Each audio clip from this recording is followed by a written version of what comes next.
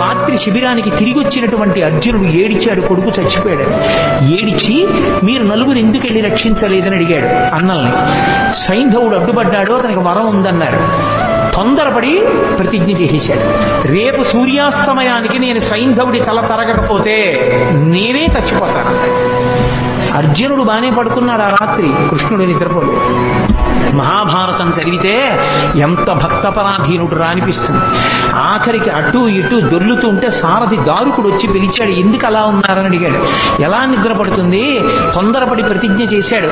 ద్రోణాచార్యుల వారు తక్కువడా, అర్జునుడినొక్కడిని ఆపేస్తే చాలు, రేపు ఖచ్చితంగా అర్జునుడు చచ్చిపోతాడు. ఆత్మహత్య చేసుకుని ప్రాణం వదిలిపెట్టేస్తే గెలుపు కౌరవులది. రేపు సైంధవుడు అర్జునుడికి చిక్కకుండా చూడడం ఎలాగో ద్రోణుడికి తెలుసు. ద్రోణుడు వ్యూహం పన్ని ఎక్కడో దాస్తాడు సైంధవుణ్ణి.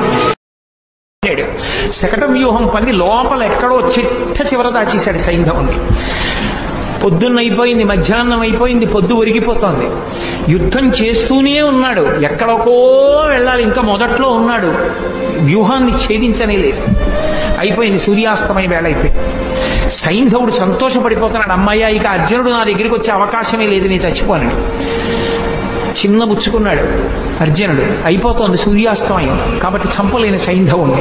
అయిపోయింది కురుక్షేత్ర యుద్ధం, నేను ప్రాణం విడిచిపెట్టవలసిందే. చూశాడు కృష్ణ పరమాత్మ అర్జునుడి యొక్క అవస్థ. చూశావా, తొందరపడితే బావా ఎలా ఉంటాయో పరిణామాలు, జాగ్రత్త వహించు, ఇప్పుడు నేనేం చేస్తానో చూడన్నాడు. మాయాతిమిరాన్ని సృష్టించాడు, అది సూర్యుడిని అడ్డింది. సూర్యాస్తమయం అయిపోయింది, అర్జునుడు కొట్టలేకపోతున్నాడే అన్నాడు. అలా మాటలు విని చీకటి పడింది అన్న మాట వినపడగానే అర్జునుడు దగ్గరలో లేడు కదా అని తల పైకెత్తి నిలబడ్డాడు. బావాడిగో సైంధవుడు కొట్టేయన్నాడు. బాణం వేసి వెంటనే తలని కొట్టాడు. కొట్టగానే మాయాతిమిరాన్ని తొలగించాడు. చీకటి పడ్డా కొట్టాడందాం అనుకున్నారు, మళ్ళీ సూర్యుడు పైకి వచ్చాడు.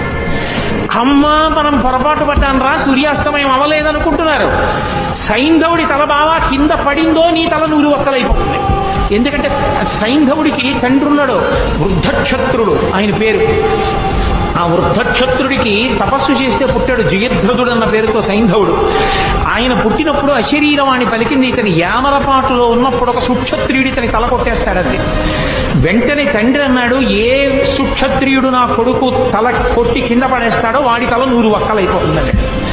ఎవడు తల కొట్టేస్తాడో, తల కొట్టి కింద పడేస్తాడో వాడి తల 100 ఒక్కలు అవుతుంది అన్నాడు.